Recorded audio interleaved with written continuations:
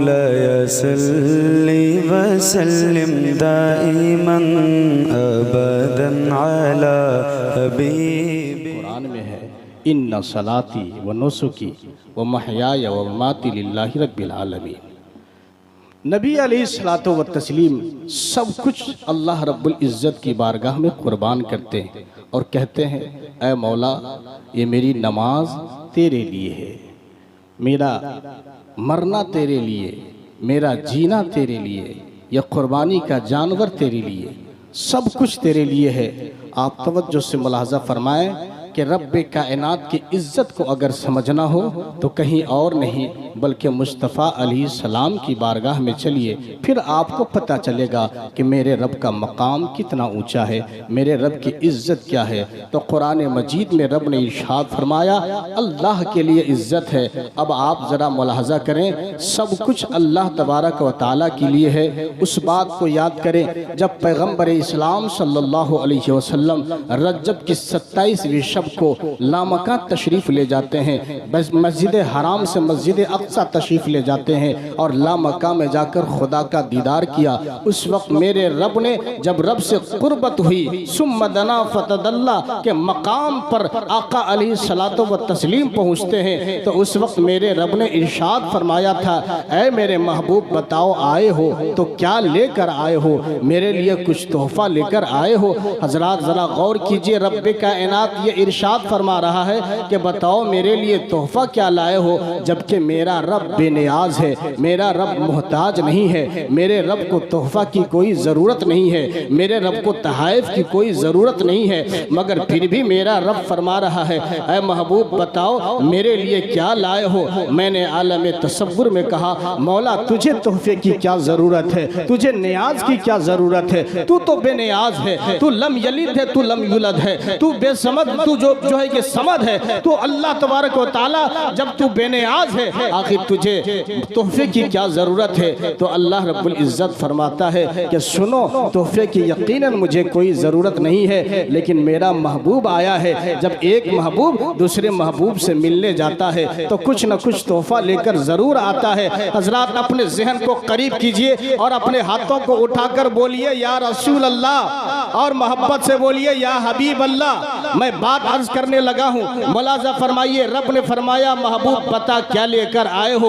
उस वक्त मेरे नबी ने खुदा की बारगाह में अर्ज किया, अर्ज पेश किया और कहा मौला अत्तहियातु लिल्लाह वस्सलावातु लिल्लाह वत्तय्यिबात लिल्लाह। गोया मेरे नबी अलैहिस्सलाम इरशाद फरमा रहे हैं ऐ मौला मुझसे पूछता है कि क्या लाया हूँ, तो ऐ परवरदिगारे आलम मेरा क़याम तेरे लिए है, मेरा सजदा तेरे लिए है, मेरा रुकू तेरे लिए है, मेरा चलना तेरे लिए है, मेरा बुराक पर सवार होकर यहाँ आना तेरे लिए है, मस्जिद हराम से मस्जिद अक्सा तक जाना तेरे लिए है, रातों का क़याम करना तेरे लिए है, जंगे उहद में जाना तेरे लिए है, जंगे बद्र में जाना तेरे लिए है, तबूक में जाना तेरे लिए है, अपने दांतों को शहीद कराना तेरे लिए है। ऐ मौला मुझसे पूछता है तो मेरी नियाज तेरे लिए है, मेरी तस्बीह तहलील तेरे लिए है, मेरा तक़द्दुस तेरे लिए है, मेरा जिक्र अस्कार तेरे लिए है, मेरी इबादत तेरे लिए है। मौला सब कुछ तेरे लिए है। इन्ना सलाती व नुसुकी व महयाया व ममाती लिल्लाहि रब्बिल आलमीन। ऐ परवरदिगारे आलम मेरा सब कुछ, मेरी जान, मेरा माल और मेरा सब कुछ तेरी बारगाह में कुर्बान है, यही मेरी तरफ से तोहफा है। हज़रात रब्बे कायनात की बारगाह में जब प्यारे नबी अलैहिस्सलाम ने ये कहा, आपको मालूम है कुरान का अगला टुकड़ा पढ़िए। कुरान में रब्बे कायनात इरशाद फरमाता है और इज़्ज़त है रसूल के लिए। ज़रा रसूल की इज़्ज़त मुलाहजा कीजिए। अल्लाह के रसूल अलैहिस्सलाम ने कहा सब कुछ मौला सब कुछ तेरे लिए, क़याम तेरे लिए, सजदा तेरे लिए, तस्बीह तहलील तेरे लिए, सब कुछ तेरे लिए। तो अब रब्बे कायनात अपने महबूब को नवाजता है, किस अंदाज से नवाजता है ज़रा मुलाहजा कीजिए। कुरान मजीद में जब और नबियों को देने की बारी आती है, रब ने सबको दिया। आदम को मेरे रब ने नवाजा, नूह को नबी रब ने नवाजा, हज़रत इब्राहीम को रब ने नवाजा, तमाम पैगम्बरों को अल्लाह रब्बुल इज़्ज़त ने नवाजा है। लेकिन और नबियों के देने का अंदाज अलग है। जब और नबियों को देने की बारी आती है, रब्बे कायनात इरशाद फरमाता है कि जब रब्बे कायनात कायनात इरशाद फरमाता है व आतैना मूसा, कहीं पे फरमाया व आतैना इब्राहिम, कहीं पे फरमाया व आतैना सुलेमान। अल्लाह रब्बुल इज्जत सबको देता है, सबको अता फरमाता है, लेकिन ये कभी नहीं फरमाया कि आए आदम मैंने तुम्हें सब कुछ दिया है, बल्कि मिन किताबिन व हिकमा फरमाया कि किताब में से थोड़ा दिया है, हिकमत में से थोड़ा दिया है। हजरत आदम अलैहिस्सलाम को दिया, हजरत हुस्न को, हजरत यूसुफ अलैहिस्सलाम को हुस्न दिया, हजरत सुलेमान अलैहिस्सलाम को बादशाहत दी है, हजरत मूसा अलैहिस्सलाम को जलाल दिया है, हजरत ईसा अलैहिस्सलाम को जमाल दिया है। लेकिन पैगंबर इस्लाम की बारी आती है तो अल्लाह रब्बुल इज्जत इरशाद फरमाता है इन्ना आतैना कल कौसर, ऐ महबूब हमने आपको कौसर अता किया है, कसरत अता फरमाई है, हर चीज में कसरत दी है, यानी माल दिया है तो कसीर दिया है, इज्जत दी है तो कसीर दी है, जलाल दिया है तो कसीर दिया है, जमाल दिया है तो कसीर दिया है। ऐ महबूब हमने आपको सारा दिया है। और रब्बे कायनात ने गोया यूं फरमाया, ऐ महबूब आदम को हमने तोड़ा दिया, ईसा को तोड़ा दिया, मूसा को तोड़ा दिया है, लेकिन जब आप आए हैं तो सारा जमाल आप ले जाइए, सारा हुस्न आप ले जाइए, सारा इल्म आप ले जाइए, सारा कमाल आप ले जाइए, सारी खूबी आप ले जाइए, सारी इमामत आप ले जाइए, सारी क़यादत आप ले जाइए, सब कुछ आप ले जाइए। यहाँ तक कि ऐ महबूब जब आपने सब कुछ मेरी बारगाह में कुर्बान किया है तो मैं आपकी इज्जत बढ़ाऊंगा, इस अंदाज से बढ़ाऊंगा कि सिद्दीक को आपके लिए बनाऊंगा, उमर को आपके लिए बनाऊंगा, उस्मान को आपके लिए बनाऊंगा, हैदर कर्रार को आपके लिए बनाऊंगा, इमाम आजम को आपके लिए बनाऊंगा, गौसे आजम को आपके लिए बनाऊंगा, आला हजरत को आपके लिए बनाऊंगा और सूफी सुल्तान को भी आपके लिए। अल्लाह रब्बुल इज्जत ने इज्जत अता फरमाई तो रसूल के लिए इज्जत है, अल्लाह के लिए इज्जत है और ईमान वालों के लिए इज्जत है। बोलिए इज्जत है या नहीं है?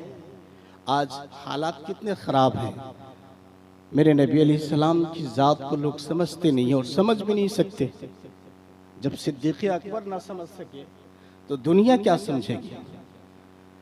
ज़रा गौर कीजिए, आज मेरे नबी अलैहिस्सलाम की शान में गुस्ताखियाँ हो रही हैं और इनकी जुर्रत बेबाकी देखिए। हालांकि ये बात तो मुसल्लम है कि अगर कोई इंसान आसमान की तरफ रुख करके चेहरा करके थूके तो आसमान का कुछ बिगड़ने वाला है? बोलिए ना। यहाँ से थूक कर या फूंक कर सूरज को या चांद को बुझाना चाहे तो बुझा सकता है, कोई नुकसान पहुंचाना चाहे तो पहुंचा सकता है? हरगिज नहीं। जरा गौर कीजिए ना, इस्लाम की बुनियाद है ला इलाहा इल्लल्लाह मुहम्मदुर रसूलुल्लाह। ला इलाहा इल्लल्लाह को देखिए आप, ला इलाहा इल्लल्लाह नहीं है कोई माबूद सिवाय अल्लाह के। ला इलाहा इल्लल्लाह कोई माबूद नहीं है अल्लाह के सिवा। जब आप इस बात पर गौर करेंगे तो आपको पता चलेगा कि ला इलाहा इल्लल्लाह में कोई नुक्ता नहीं है और मुहम्मदुर रसूलुल्लाह में भी कोई नुक्ता नहीं है। जो रब अपने महबूब के नाम में नुक्ता पसंद नहीं कर रहा है, अगर कोई बेअदबी करे तो मेरा रब कैसे पसंद कर सकता है? कोई गुस्ताखी करे मेरा रब भला किस तरह पसंद कर सकता है? रब्बे कायनात ने प्यारे नबी अलैहिस्सलातु व तस्लीम को बेनुक्ता का बनाया है, कोई नुक्ता नहीं है। ला इलाहा इल्लल्लाह में जिस तरह नुक्ता नहीं, मुहम्मदुर रसूलुल्लाह में भी कोई नुक्ता नहीं है। हज़रात तवज्जो से मुलाज़ा फरमाइए, हालात किस कदर बिगड़ चुके हैं, लेकिन याद रखिए इज्जत अल्लाह रब्बुल इज्जत ने ईमान वालों के लिए बनाया है। अगर हमारा ईमान सलामत हो, अगर हमारे दिल में इश्क़ रसूल है, अगर हम प्यारे नबी अलैहिस्सलाम से सच्ची मोहब्बत करते हैं, हमारे लिए इज्जत है, हमारे लिए शराफत है, हमारे लिए वक़ार है, हमारे लिए बुलंद मकाम है, हमारे लिए ही तरक्की है। लेकिन हज़रात मोहतरम, चूंकि हम लोगों ने इस्लाम के दामन को छोड़ दिया है, हमने पैगंबर इस्लाम की तालीमात को फरामोश कर दिया है,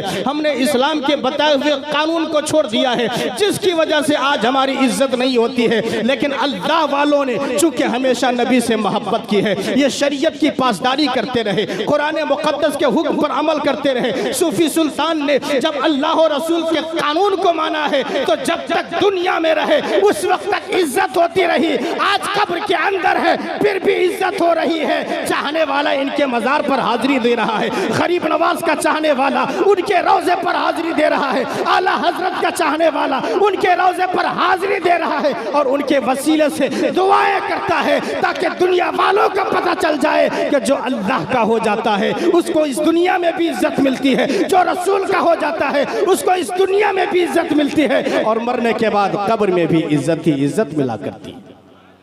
बोलिए आज इनकी इज्जत है या नहीं है? हाँ, अल्लाह वालों से आप फैज़ लेने आए हैं और इस तरह फैज़ लेंगे, ज़रा अपने दामन को वसी कीजिए, फैलाइए, तब न मिलेगा। मुस्कुरा कर बोलिए ना सुभान अल्लाह।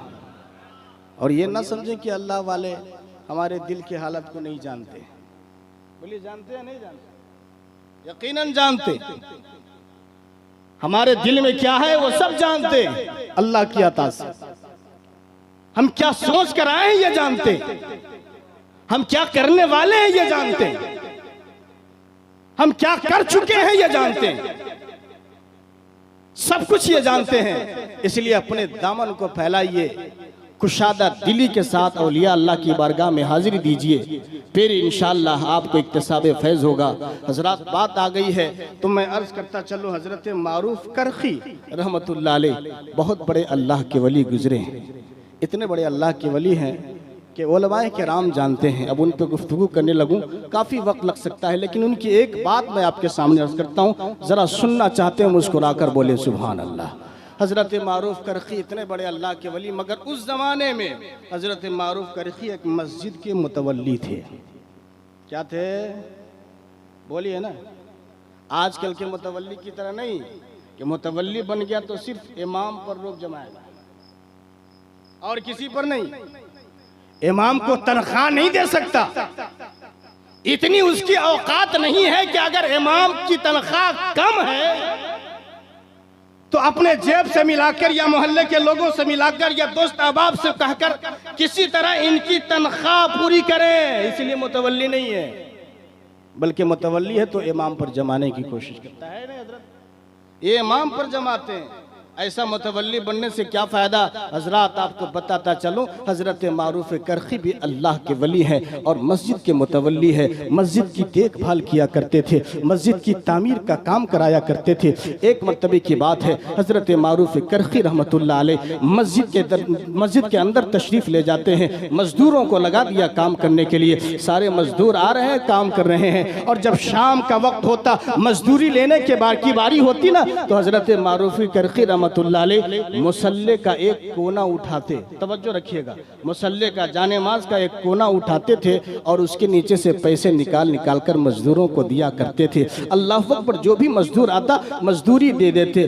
कई दिन यही करते हैं, लेकिन आखिर में एक मजदूर था, उसका दिमाग हैरत में है, इस्तेजाब में डूबा हुआ है कि आखिर क्या माजरा है। हज़रत मारूफ करखी जब भी पैसा देते हैं, मुसल्ले का कोना उठाते हैं और पैसा देना शुरू कर देते हैं, उनका पैसा कभी घटता भी नहीं है।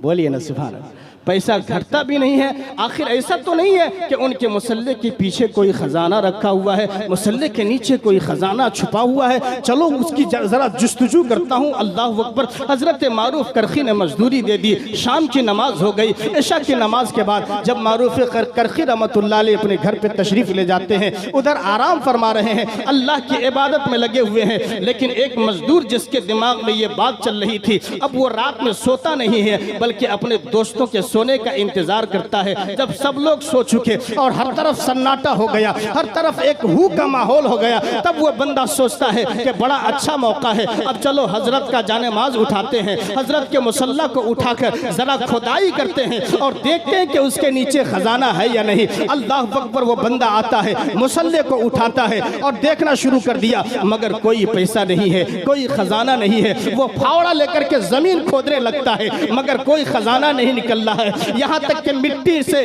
जो कि ईंट निकलने लगी, खजाना नहीं निकल रहा है, पत्थर निकल रहा है मगर खजाना नहीं निकल रहा है, पानी निकल गया मगर खजाना नहीं निकल रहा है। अब वो बंदा परेशान हुआ कि आखिर हजरत मुसल्ले का कोना उठाकर पैसा देते हैं मगर यहाँ कोई खजाना नहीं है। वो थक हार करके फिर मिट्टी को बराबर कर देता है, सुबह के वक्त जाकर सो जाता है। अल्लाह अकबर, इधर तो वो सो गया। कल सुबह में फजर के वक्त हजरत मारूफ करखी नमाज पढ़ने के लिए तशरीफ लाते हैं। तमाम मजदूरों को उठाया और सबों को काम पर लगा दिया। जब सब काम करने लगे और शाम के वक्त जब मजदूरी देने की बारी आई तो हजरत ने मजदूरी देना शुरू कर दिया। फला बंदा इतने पैसे ले लो, फला बंदा इतने पैसे ले लो, फला शख्स इतने पैसे ले लो। मगर वो शख्स जो रात में खोज कर रहा था, जो तहकीकात कर रहा था, उसकी बारी आती है तो हजरत मारूफ करखी ने उसे 2 दिन की मजदूरी अता फरमाई।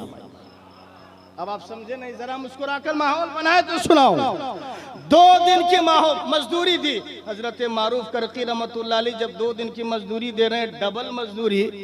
अब दूसरा जो मजदूर था उसका कान खटका, ये क्या माजरा है? आज ये बंदा सही से काम भी नहीं किया है, काम कर रहा था, औंघ रहा था, काम कर रहा था, दीवार से टेक लगाकर सो रहा था, सही से काम भी नहीं किया मगर हजरत 2 दिन की मजदूरी क्यों दे रहे हैं? आखिर इस बात को वो बंदा हजम न कर सका और हजरत मारूफ करखी से कहने लगता है, हुजूर बात समझ में नहीं आई, मेहनत हम कर रहे हैं, ये बंदा तो औंघ रहा था, ये बंदा सो रहा था, आज ये सही से काम भी नहीं किया है मगर आप इसे 2 दिन की मजदूरी क्यों दे रहे हैं? तो उस वक्त हजरत मारूफ करखी ने, मस्जिद के मुतवल्ली थे, आपने गुस्से में नहीं, आप झिंझला कर नहीं बोल रहे हैं, आप रोब नहीं दिखा रहे हैं, आप दबदबा नहीं दिखा रहे हैं। जैसे ये सवाल किया जाता है कि हजरत इसको डबल मजदूरी क्यों मिली, तो आपने मुस्कुराकर फरमाया, चलो जाने दो, ये बेचारा रात में भी खट रहा था। बोलिए ना मुस्कुराकर, रात में भी कट रहा था। मैं आपसे पूछना चाहता हूँ, मारूफ करखी अपनी खानकाह में है, अपने घर में है, मगर रात में कौन बंदा खुदाई कर रहा है, कौन बंदा खजाना ढूंढ रहा है, कौन बंदा तहकीकात कर रहा है? अरे जब मारूफ करखी अपने घर से बैठकर मस्जिद में रात के सन्नाटे में खुदाई करने वाले को पहचान सकते हैं तो हमारा ईमान है कि गुंबदे खजरा के मकी हम गुनाहगार पहचान रहे या नहीं पहचान रहे। इसलिए हजरात मोहतरम, इन वलियों की बारगाह में अगर आप आए हो तो जरा दिल संभाल कर रखो, इसलिए कि औलियाए किराम दिलों पर नजर रखते हैं। आपके दिल में क्या है ये अच्छी तरह जानते हैं, आप क्या सोच रहे हो ये अच्छी तरह जानते हैं, आप क्या सोचने वाले हो ये अच्छी तरह जानते हैं। अगर यहाँ आए हैं तो अपने दामन को वसी करके आइए, दिल को कुशादा करके आइए, फिर इनके वसीले से रब की बारगाह में दुआ करेंगे, अल्लाह आपकी दुआओं को कबूल फरमाता। इसलिए हजरात, आप कोई मामूली शख्सियत की बारगाह में नहीं आए हैं, यहाँ से सरकार तेग अली शाह का फैजान बढ़ता है। सुभान अल्लाह। यहाँ से सरकार गरीब नवाज का फैजान मिलता है। और अभी तो पीर साहब अल्हम्दुलिल्लाह देखिए कितने खूबसूरत हैं, पढ़ने के ज़माने में बड़े खूबसूरत थे, है ना? अल्लामा शमसुद्दीन साहब है या नहीं? लोग देख कर कहते थे यार कितना खूबसूरत है। तो खूबसूरत कल भी थे, आज भी हैं। और सिर्फ इनका चेहरा ही खूबसूरत नहीं है, अल्हम्दुलिल्लाह दिल भी खूबसूरत है। अल्लामा उमर साहब, हम लोगों का एक वक्त गुजरा है, एक साथ गुजारे हैं, अच्छी तरह जानते हैं कितने अखलाक के धनी हैं, कितने अखलाक। लोग गाली भी देते हैं ना तो ये मुस्कुराते रहते हैं।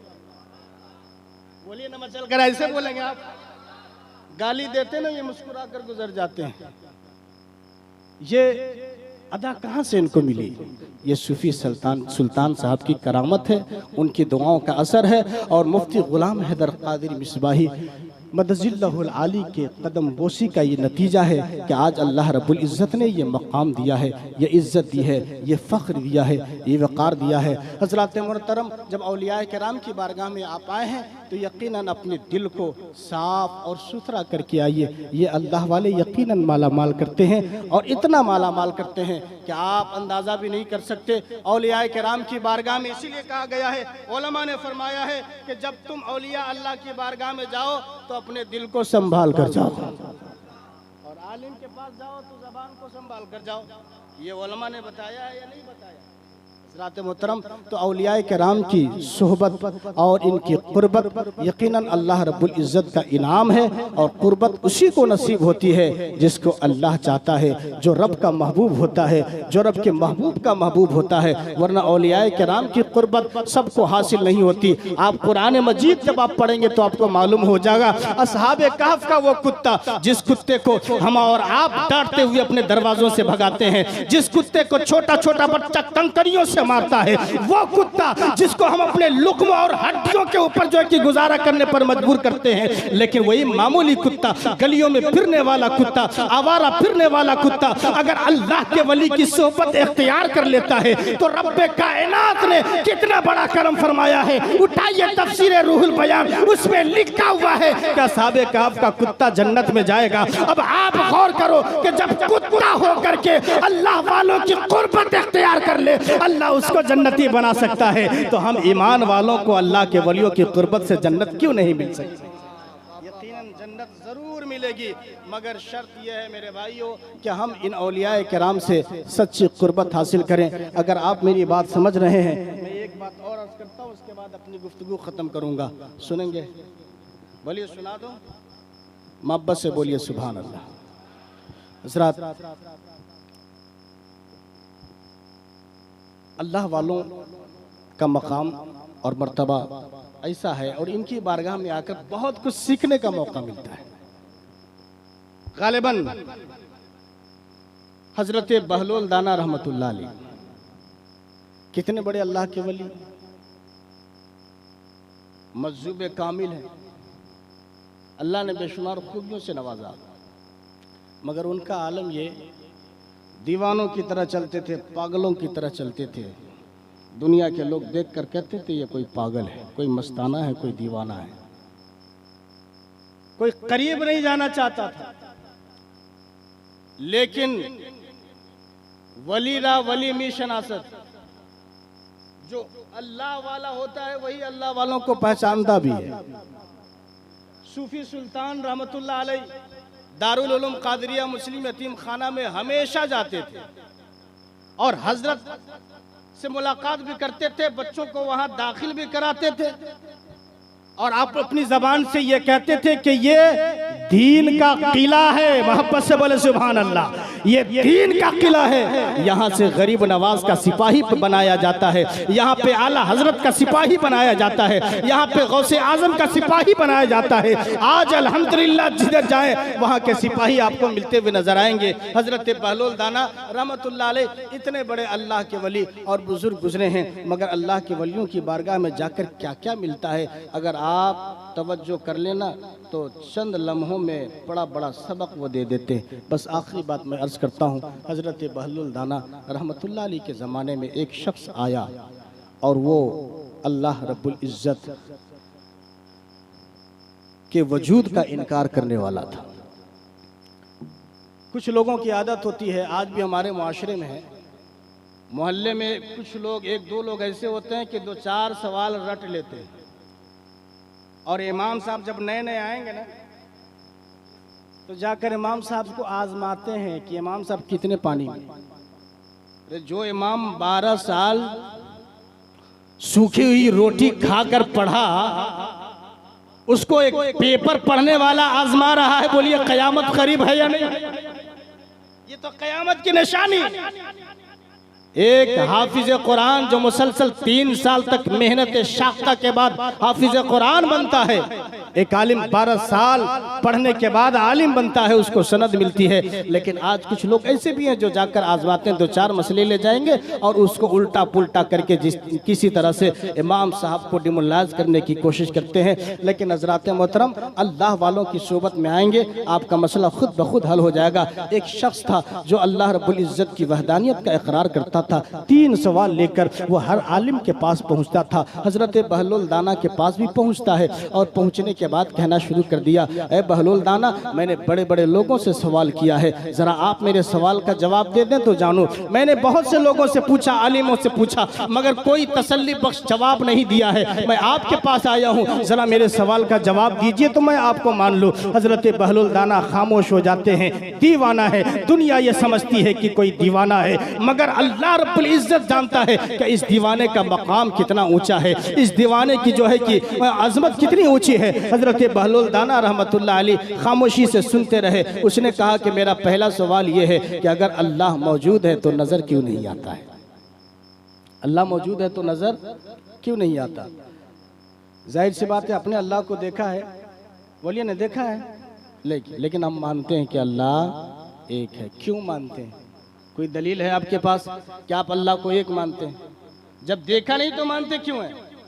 तो हमारा जवाब यह है कि अगरचे हमने नहीं देखा, लेकिन हम जिस रसूल का कलमा पढ़ते हैं उस रसूल ने देखा है कि खुदा, जोर से बोलिए ना, खुदा एक है। उस रसूल ने देखा, लामका में जाकर देखा, और ऐसा देखा कि जब लौट कर आते हैं तो मेरे नबी अलैहिस्सलाम इरशाद फरमाते हैं, राई तो रब्बी फी अहसन सूरतिन, ऐ लोगों, मैंने अपने रब को बेहतरीन सूरत में देखा है।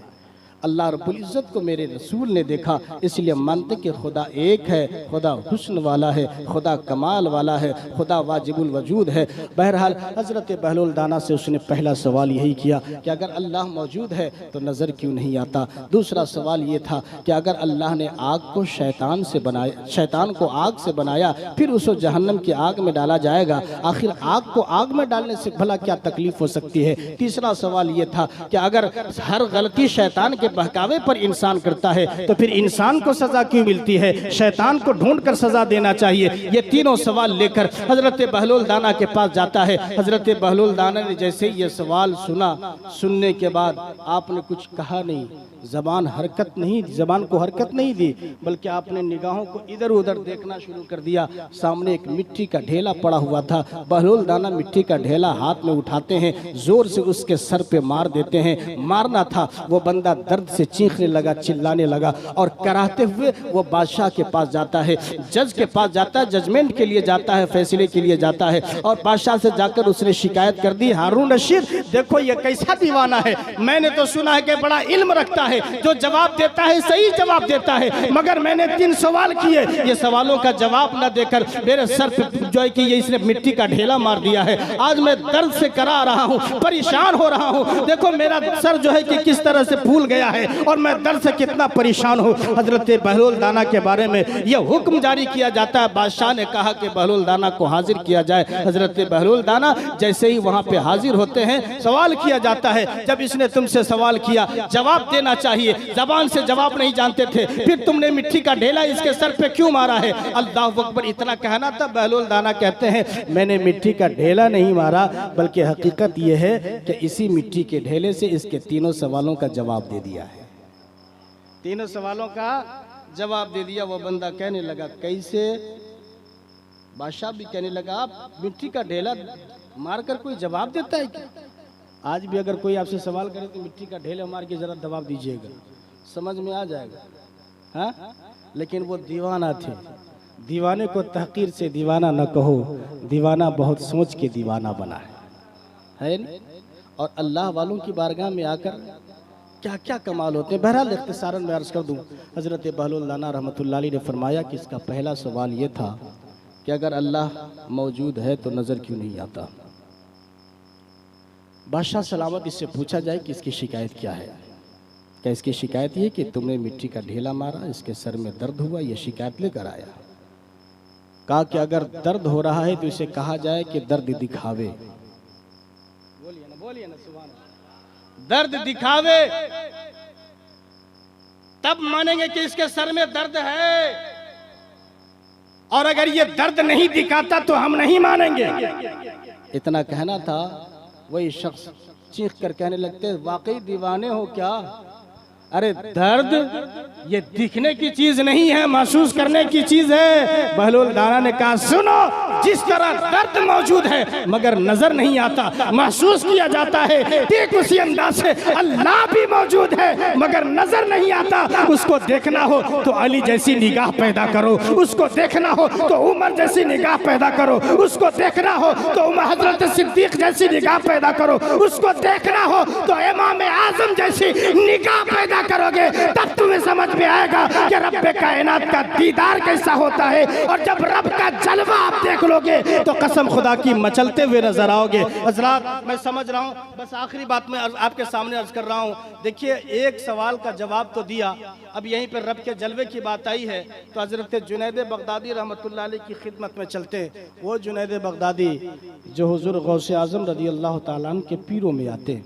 एक मरतबा एक नौजवान हाजिर हुआ, लकड़ी का काम करता था, जंगलों में लकड़ी काटता था और हजरत जुनैद बगदादी की बारगाह में आकर उसने शिकायत की, कहा हुजूर खानकाह में बैठे हैं, सुनिए हाजिर तवज्जो रखें आप, खानकाह में बैठे हैं, यहाँ पे आप दर्स देते हैं, लोगों को तबलीग करते हैं, हक बात की तलकीन करते हैं, सब कुछ करते हैं, क्या आपकी तकरीर का असर सिर्फ खानकाह में ही है या जंगल में भी है?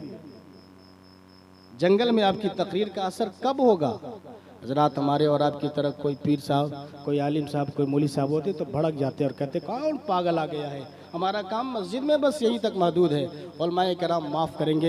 हजरात इस वक्त खिदमत की ज़रूरत है, किस तरह काम करना चाहिए, कौम तक पहुँचना चाहिए, उनकी ज़रूरत पूरी करने की कोशिश करनी चाहिए। हजरत जुनैद बगदादी रहमतुल्लाह अलैह के पास जब वो नौजवान आता है, कहा कहना क्या चाहते हो? कहा हुजूर 3 दिन से लकड़ियाँ काटने जाता हूँ, क्या देखता हूँ जंगल में 3 जवान हैं, वहाँ पे बैठ कर शराब पीते हैं, क्या इस्लाम में शराब हराम नहीं है? वो तीनों मुसलमान हैं मगर शराब पीते हैं, क्या आप अपनी तबलीग का असर सिर्फ यहाँ दिखाएंगे या वहाँ भी होगा? हजरत जुनैद बगदादी रहमतुल्लाह अलैह ये बात सुनकर आप गुस्सा नहीं होते हैं, लाल पीले नहीं होते हैं, बल्कि आपने जुब्बा पहन लिया, सर पे अमामा बांधा और अपना चेहरा यूं छुपा करके आप जंगल की तरफ चलने लगते हैं। जैसे ही जंगल में पहुंचे जहाँ पे बताया था, उस जगह पे पहुंचे, वो तीनों जवान बैठ करके शराब पी रहे थे। जुनैद बगदादी को जब उन लोगों ने देखा कोई नकाब पोश आ रहा है, भागने की कोशिश की, मगर जैसे ही भागने लगे तो हजरत बहलोल दाना के तबलीग का अंदाज तो देखिए। आज हम भी तबलीग करते हैं, आज हमारी भी तकरीर होती है, लेकिन हजरत जुनैद बगदादी रहमतुल्लाह अलैह किस अंदाज से तबलीग फरमा रहे हैं। आपने ये चेहरा को छुपाया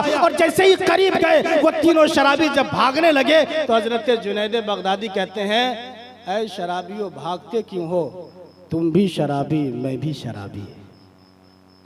आप सुन नहीं रहे, जरा जोर से बोले ना, तुम भी शराबी मैं भी शराबी, भाग क्यों रहे हो?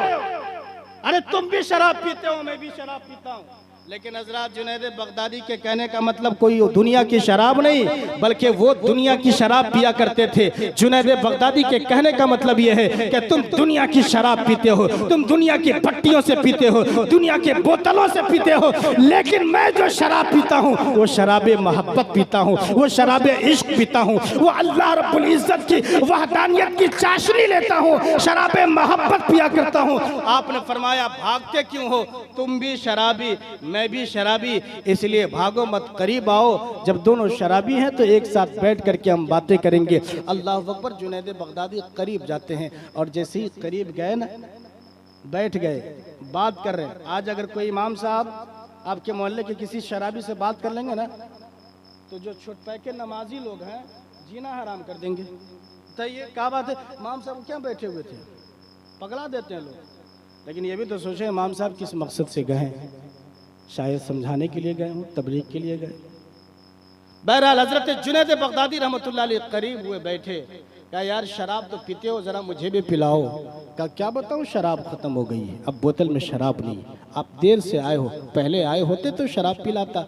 हजरत जुनैद बगदादी ने कहा आखिर कैसे शराबी हो कि तुम्हारी शराब खत्म हो जाती है, एक काम करो, मैं भी शराबी हूँ, तुम भी शराबी हो, मैं ऐसी शराब पीने वाला शराबी हूँ जो शराब कभी ख़त्म नहीं होती है। बोलिए बोलिए बोलिए ना सुभान अल्लाह। कभी ख़त्म नहीं होती। कहा मतलब क्या है? कहा सुनो, शराब पीना चाहते हो? कहा हाँ पीना चाहता हूँ। कहा पीना चाहते हो तो एक काम करना पड़ेगा, मेरी बात मानो और ऐसी शराब मिलेगी जिस शराब की लज्जत मरते दम तक ख़त्म नहीं होती है। कहा वो कौन सी शराब है, हम भी पीना चाहेंगे। कहा सुनो, पीना चाहते हो, सामने देखो झरना गिर रहा है, पानी बह रहा है, पहले जाओ वहाँ पे गुस्ल करो और गुस्ल करने के बाद वजू बनाकर अपने आप को पाक करके यहाँ पे आओ। वो तीनों जाते हैं, गुस्ल करते हैं और पानी के चश्मे में जाकर नहाने के बाद जैसे ही करीब आते हैं, हजरत जुनैद बगदादी रहमतुल्लाह अलैह फरमाते हैं कि सुनो, अगर तुम शराब इश्क पीना चाहते हो और ऐसी शराब की लज्जत हासिल करना चाहते हो जिसकी लज्जत मरते दम तक खत्म ना हो, तो जो मैं करूंगा वो तुम्हें करना पड़ेगा। कहा हाँ हुजूर, आप जैसा कहेंगे वैसा ही मैं करूंगा, आप जो कहेंगे वही मैं करने के लिए तैयार हूँ। वो तीनों पीछे खड़े हो जाते हैं, जुनैद बगदादी आगे खड़े हो जाते हैं और आपने नमाज के लिए नियत बांधी है, रुकू किया और सजदे में गए। और जब सजदे में जाते हैं, जुनैद बगदादी फरमाते हैं, ऐ परवरदिगारे आलम, इनके सर को तेरी बारगाह में झुकाना मेरा काम है, अब इसका दिल साफ करना तेरा काम है। अल्लाह अकबर। जब वो तीनों नमाज में गए थे उस वक्त तक शराबी थे, मगर जब नमाज से फारिग होते हैं अब वो शराबी नहीं बल्कि नमाजी बन चुके हैं, अल्लाह के वली बन चुके हैं, मुत्तकी बन चुके हैं, परहेजगार बन चुके हैं और अल्लाह के जलवों में इस कदर खो गए कि जिधर नजर उठाते हैं अल्लाह अल्लाह नजर आ रहा है, पत्तों पे नजर जाती है, फाइनमा तवल्लु फसम्मा वजहुल्लाह, जिधर नजर जाती है उधर अल्लाह अल्लाह की सदाएं बुलंद होती है, अल्लाह रब्बुल इज्जत का जलवा देखते हैं। और ऐसा जलवा देखा कि शायर ने कहा है, जलवा दिखा के यार ने मस्ताना कर दिया, खुद शम्मा बन गए मुझे परवाना कर दिया, और साकी की चश्मे नाज ने मस्ताना कर दिया, ऐसा पिलाया जाम के मस्ताना कर दिया। वो सारे मस्ताने हो गए। जुनैद बगदादी रहमतुल्लाह अलैह कि ये बात आप सुन लिए तो हज़रत बहलुल दाना रहमतुल्लाह अलैह ने दूसरा सवाल दिया। कहा कि सुनो, शैतान को आग से रब ने बनाया, तुम किस चीज़ से पैदा हुए? कहा मिट्टी से। कहा किस चीज़ से मारा? मिट्टी के ढेले से। चोट लगी? कहा बड़ी चोट लगी है। कहा जिस तरह मिट्टी के इंसान को मिट्टी के ढेले से चोट लगती है वैसे ही आग के शैतान को जहन्नम के आग से भी चोट लगेगी। तीसरा सवाल था कि अगर गलती शैतान करता है तो इंसान को क्यों सज़ा मिलती है? कहा सुनो, बादशाह से कहने लगा कि इसको कहिए जाकर शैतान को पकड़ के यहाँ हाजिर करे, मुझे क्यों बुलाया है? जब गलती वो करवाया तो ढेला भी वही मरवाया होगा, उसे पकड़ कर सजा देनी चाहिए। अल्लाह अकबर। इतना कहना था, बादशाह भी हैरत में पड़ गया, दंग हो गया और कहने लगा, बहलोल अब तक हम तुमको पागल समझते थे, दीवाना समझते थे, लेकिन आज ये कहने पर मजबूर हो गए हैं कि तू ऐसा दीवाना है कि जब तू बोलता है तो तेरी जबान से हक निकलता है, जब तू बोलता है तो कुरान की तफसीर कहता है, जब तू बोलता है तो मुस्तफा की हदीस का तर्जमा करता हुआ है। तू दीवाना तो है मगर कोई मामूली दीवाना नहीं है। इसीलिए अल्लामा इकबाल ने फरमाया, न पूछ इन खिरका पोशों की इरादत हो तो देख इनको यदे बैजा लिए बैठे हैं अपनी आस्तीनों में। और जरा संभल कर फकीरों पे तबसरा करना कि ये लोग पानी भी सूखी नदी से लेते हैं।